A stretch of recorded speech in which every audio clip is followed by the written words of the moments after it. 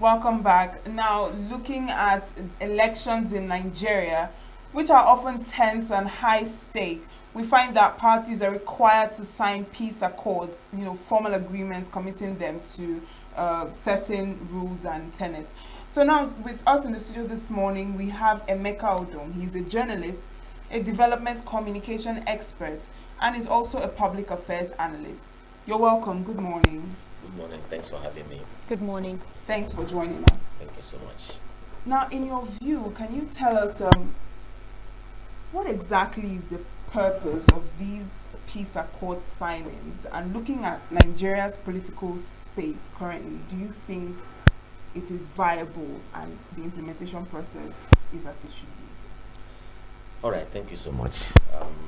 Yes, talking about the Nigerian peace accord and its relationship with Nigerian elections. First, let's look at how it began. It began sometime in 2015. At the presidential level. Of course, you will recall that prior to that, in 2011, when we had the general election in Nigeria, particularly at the presidential level, that election was, as a result of that election, there were a lot of violence. Particularly in the northern part of the country, you recall that was the time after some youth corps members were, killed or something like that. So as a result of that, some senior citizens per se, of course, that killing rattled most people. It didn't present Nigeria in good light, and almost everybody condemned it. So some senior citizens felt there's need to do something. So they came together under the National Peace Committee. Of course, the National Peace Committee is led by the former head of state, General Abdulsalam Abubakar, and you have people like the Catholic Bishop Matthew Kuka. They are all members of that committee and a whole lot of others. So they came together and felt that, look, now as the nation was going to 2015 election, they needed to do something to prevent a reoccurrence of what we had in 2011. And so that gave rise to the National Peace Accord. And it was signed for the first time by the presidential candidates of the parties and the chairman of the political parties.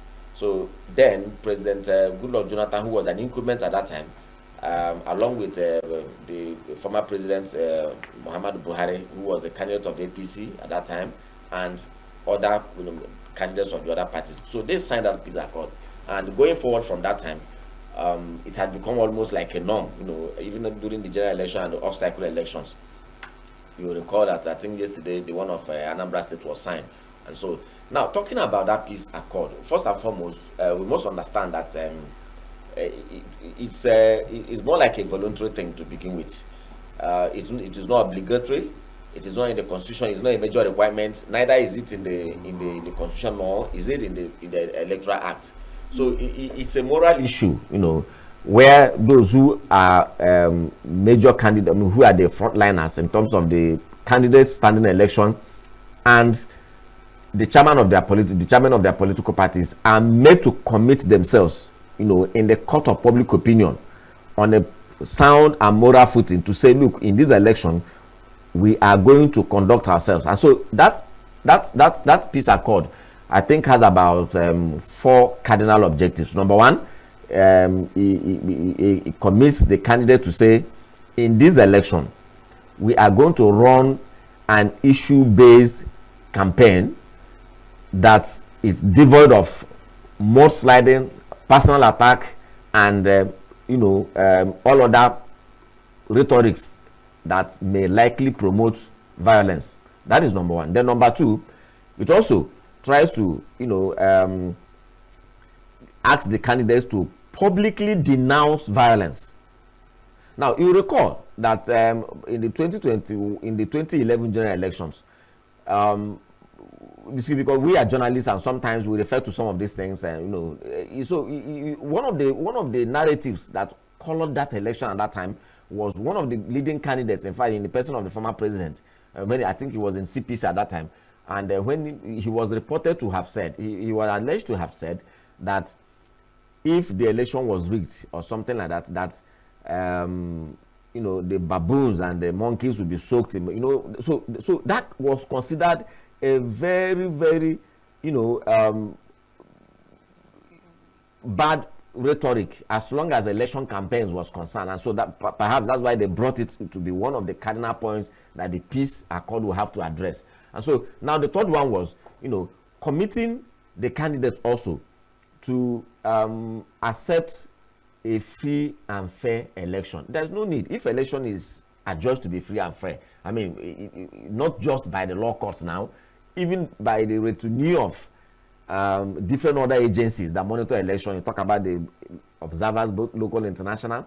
You talk about the Council of Political Parties, Conference of Political Parties. You talk about the media. You talk about the CSOs. So if all of these bodies come out to say, oh, this election is adjudged to be free and fair, I don't think it makes a lot of sense. Of course, the man at the center who probably lost the election has, of course, final right to go to court. But the court of public opinion may want to weigh in to say, look, everybody has adjudged that this election is free and fair. Why do you need to go to court? So that is what that's coming. Then lastly is to also encourage the contestants, even if for any reason you feel that the election is not adjudged to be free and fair, and even if for any reason also the general impression, the public opinion, everybody agrees that this election is, or rather falls short of what an election should be, please follow the established constitutional channel, which is through the courts, to seek redress. Don't resort to self-help. So that is principally what the peace accord is designed to be. But ultimately it doesn't have a legal binding. It's purely left at the discretion and based on the moral standing of the signees, the signatures to it, those who are contesting election. So that's basically what the peace accord is, and in relationship to the Nigerian general elections. And over time it has almost become a norm. So anywhere, particularly whether it's off cycle, whether it's general election, at least at the level of the presidential and the state, these peace accords are the peace committee gets the dramatic personnel, the key actors, to commit themselves to this moral obligation. But I also asked how they work in our Nigerian. Okay, thank you so much. Now, yes, how they work is a different ballgame altogether. Now, I, of course, as a Nigerian, as a journalist, and as a public affairs analyst, as a student of the society, and as a peace advocate and a peace scholar, I have my impression. Number one, I think yes, we congratulate and applaud those who came up with this particular idea. That is good. That's a good step in the right direction. But I think since 2015, you should have taken a different step. Beyond mere signing, which is ceremonial in nature. We see these people, they come on public television. Sometimes it's a transmitted live on television for everyone to see, and they sign off to it. That is good, but it should go beyond that, and it should have gone beyond that between 2015 and now. That's about 10 years. Now, what are we expected to do? What do we expect them to do? We expect this to be enshrined into our legal frameworks, because we know this country, we know what elections are here. Over time, election is a volatile issue, and let me tell you why. We run an election where it's like a winner takes all situation, right? Now, when you have a winner takes all and a loser loses all situation, so and Nigeria is a very large country, so whoever is going into election commits so much into it. One, because it takes a lot, because it's a very large country with huge population. Even if you're contesting at the local government level, even if you're contesting at the state constituency level, you still have to grapple with a certain amount of resources to be able to drive an effective campaign, to get to the point where you can say, yes, at least I have been able to reach 90% of members of whichever constituency you are going. And of course, the higher you go, the more you spend, the more demanding it is. So that is number one. Then number two is that even the election itself, if you lose, you lose everything. If you win, you grab everything. So these two factors propel people to throw in everything they have, their spirit, their soul, their body, their resources, everything they have, human resources, financial resources, goodwill, connections, social capital. People throw it into elections in Nigeria. And so now, you see, when you commit all of this, you find out that You don't even want to hear about losing, because losing becomes very, very devastating. And that is why if you look at the things, you find that most times in Nigeria, when people lose election, it's like they are completely and totally wrecked. I mean, you need to have a lot of weight to be able to lose election and still stand to say, I want to contest in the next election. And so this makes these factors put together make people to commit everything. And when you commit everything, they want to win at all costs. They don't even want to see it as a game any longer. They see it as a matter of do and die. And so when you now get to that point where you now begin to see election as a do or die, people employ all kinds of tactics to ensure that they do, to ensure that they will not die. And so all of these tactics they put together, both the logical and illogical, including thuggery, including violence, including mudsliding, including, what you may call hitting below the belt. So these are the kind of things that when you aggregate all of these things together, what you have is almost a violent election. Now, beyond that also, part of the issue I have about the peace, the peace accord is that, like, it's supposed to be one of the items that say the candidate should run a violence-free campaign that is purely based on issues. Now the accord is coming. Let's even assume that this accord already has a constitutional a legal binding. It is coming just 1 week before the election, where the campaigns are almost winding up. Now I think that the candidates and their parties should be made to commit themselves to these things at the beginning of the campaign, because you don't sign the accord, you don't use the rope to tie people's hands, to tie them together when the campaigns are almost done. I mean, in the matter of days from now, for instance, the Anambra election is coming up on Saturday, and they are signing the peace. They signed the peace accord. Was it yesterday? This is just less than 7 days to the election. For me, that's pretty late. That's too late. So what about those who probably want to say what they want to say? Castigate whoever they want to castigate, cause whatever problem they want to cause. Then a few days to the election, you come and pledge. Okay, I pledge to be law abiding. I pledge to be this. I pledge to be that. It doesn't work that way. From the day you become a candidate, once you move, in fact, if possible, to even move at the point of purchase of your expression of interest form, you commit yourself to it. Then the society, the radar comes on you, because even at the level of the intra-party primaries is also an issue. We've also seen sometimes, a lot of violence, a lot of mudsliding, so a lot of instigations. So for me, these are the two key areas where action, and because the peace accord is really non-binding, it purely left at the level of morality. We have seen violence upon violence. I mean, in Lagos, during the 2023 general elections, we saw all kinds of things that happened, and yet these candidates signed these accords. So right. I think it's a good thing that at least people thought about it and they put it into practice. And since then, it has remained at the level of a non-governmental, level. I think the government these are areas that National Assembly should look at, do the right legislation, step it up, and let it become part of our elections. All right. Now, would you say that this peace accord have, significantly reduced the violence during elections in Nigeria? Has this actually brought about free, fair election? And like you said, that it encourages the candidates, even the electorate. If you assess it over the years that this peace accord have come in play in Nigeria.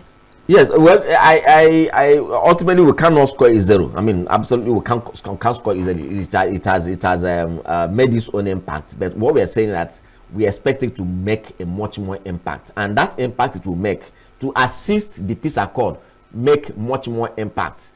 We need to give it a legal binding. We need to give it a legal teeth. Now, if that is not done, we may just be going the little successes that it has achieved. We may not go beyond that point. You see, because when people know that if you do this, you can be taken up on it legally, you can be docked and made to ask questions. it's far more deterrent than when issues are left at the moral level. I mean, if you like, you do it. If you don't like, and that is why in the past we have seen a lot of peace accords signed, and at the end of the day we still that value. And by the way, I want to say I commend those, the Anambra people in this particular election, because quite frankly, this is one election that, as a build up to the election, we have not seen much violence compared to what we have seen in the past, and so this is highly commendable. And I expect them to keep up. But I do not think it's ultimately because of the peace accord, because the peace accord is just coming. I mean, it just came yesterday. It just less than a few days to the election. Now, if you look at the overall, what I'm saying by impression now. So as a Nigerian, one who follows events, so it's not as if any particular research has been carried out. But ultimately, the thing is this: we have seen a number of times and a number of states where the peace accord has been signed, and we've also seen some violence follow. We've also seen some very undesirable rhetorics by even those who signed the accords themselves. And I gave you an example with 2023 general elections. We saw all kinds of supporters even use social media, say many things, and these are core and very close supporters of major candidates that stood in that election. So I do not think the peace accord has really done much, but it has done the little that it has achieved. The Nigerian state can help it to achieve more by giving that peace accord a legal binding. All right. Now, beyond the legal binding, what would you say are the gaps that Nigeria have in implementing this peace accord so far? And who is supposed to make sure that these peace accords work? Is it those that draft the peace accord or those that sign the peace accord? Very good question. Now, you see, because it doesn't have a legal binding, it doesn't have any strategy of implementation. I do not think it doesn't have any strategy of implementation, and it doesn't confer the responsibility of execution on anyone. It confers it purely on the individuals, and that's why I say it's a moral issue, right? Now, but assuming it's given a legal teeth, the first thing that will happen is there will have to be strategy of implementation. A particular authority, whether it is the police, whether it is INEC, whether it is whichever agency at all, or a new one will be created, depending on how those who will give it the legal binding, how they will draft it. But some authorities will be given the responsibility to implement it. It will have an executive, structure. Now, when that particular agency that will be asked to oversee the implementation of this peace accord will also be given the legal powers, to prosecute or hold accountable anyone that breaches it, either the candidates or their supporters or their parties. Now, but because it doesn't have a legal binding, these things are not clear. So it doesn't have a structure. It doesn't have any nobody to hold accountable except those who signed it themselves. And those who signed it themselves, in law, I'm not a lawyer, but you see, there's something lawyers say. To what extent can you hold accountable maybe a governorship candidate who has personally signed to be law abiding? And if tomorrow you see somebody who is wearing a cloth that has an inscription of either his party emblem or his party logo or anything involved in violence, so how are you, to what extent are you going to link up the fact that he is the one that is responsible for what that man has done there and not the man himself? I don't know if you understand what I'm talking about. So it becomes very difficult, and that is why this is just purely the candidates now. You can only hold them accountable when they come out after signing the peace accord. You now see them give a direct order to their supporters to say, go and do this, or go and engage in violence, go and do that, which of course we definitely will not see. Or you hear them, use words that are very abusive, or that negates the principles of the peace accord that they have signed. And most likely you won't see them do that. You won't hear them say it, and you won't see them do that. But people will be doing it on their behalf, either through a direct instruction or somehow, So that is why it's maybe that's why the peace accord has really not achieved much. Now, and even if for any reason, you hear them say things that are probably things that they shouldn't say, in line with the spirit of fairness, you can't really hold it. You can't. It's not justiciable. You can't come them to based on the peace accord you signed. I want to prosecute you for saying this. We can't say so because they are not bound by. There's no legal. There's no legal binding to that. Instead, you can now rely on other laws, maybe the law of libel, to now take them up on it, which is a different ballgame entirely. Now, considering that these peace accords don't have any legal binding, so you can't particularly hold, the signees of this accord. And you also mentioned something concerning the Anambra State election and how the accord was signed too late, a week before the elections, and it should have been done before.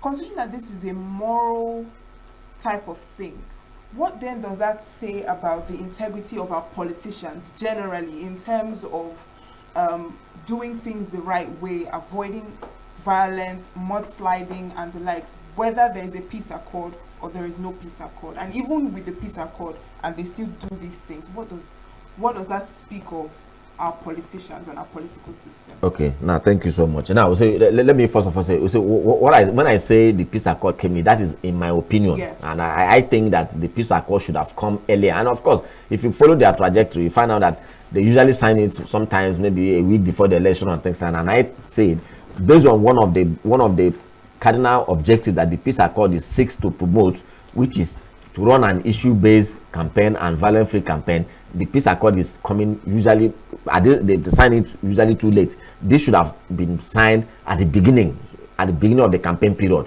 for that to make a lot of sense. Now, the issue of whether the peace accord is there, and yes, that's a very important question, because I think that whether the peace accord is there or the peace accord is not, beyond the peace accord, there are so many extant laws in Nigeria that that forbid violent elections. It's very clear. Elections are meant to be is a civil activity, and so candidates and supporters and political parties are supposed to approach it, with the spirit of sportsmanship. You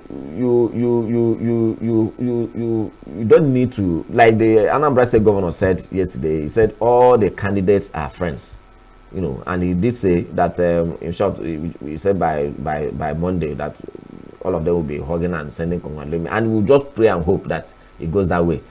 So beyond elections, there are relationships, and so, but ultimately, if you look at the way elections are conducted in Nigeria, what you see is a culture of impunity, a culture of violence, a culture of aggression.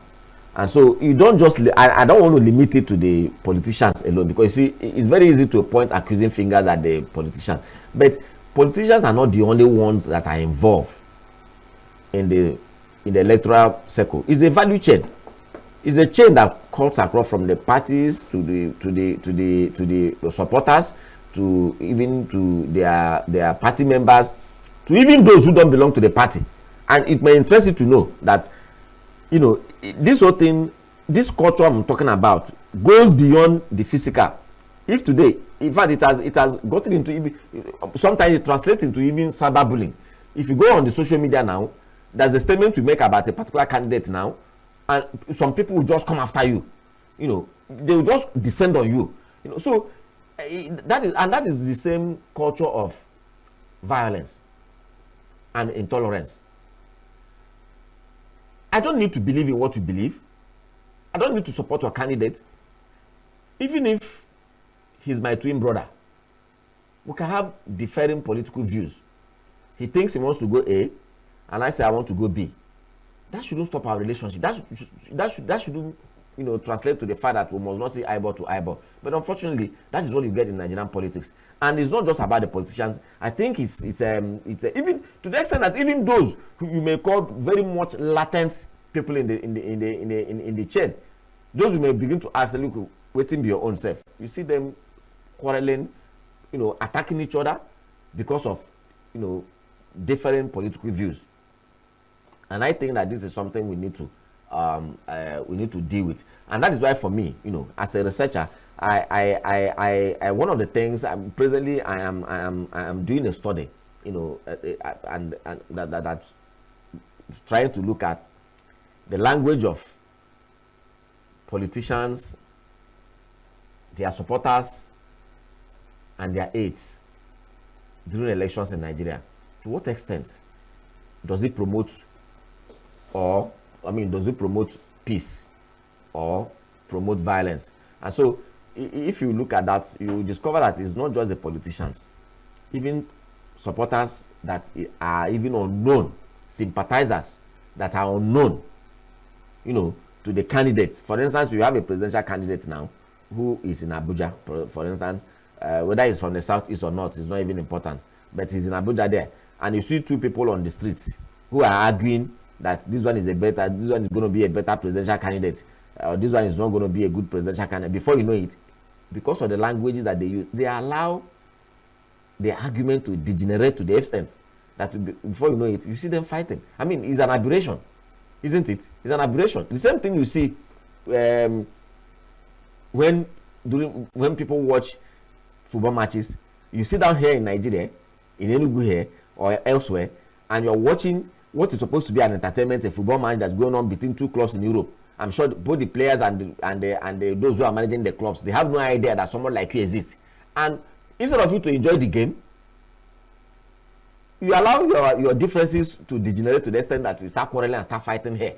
So it's a culture of intolerance that we have over time, and this is where, for me, as a peace advocate, we need to do a whole lot of work, in ensuring that we tolerate one another, tolerate their views, as long as their views are expressed within the ambit of decency. We tolerate people's views, tolerate their belief system, tolerate, and appreciate the fact that they don't have to think like us. They don't have to like what we like. Now, you may wear an orange cloth, right? And I may not like an orange, but that doesn't in any way, make me superior to you. All right.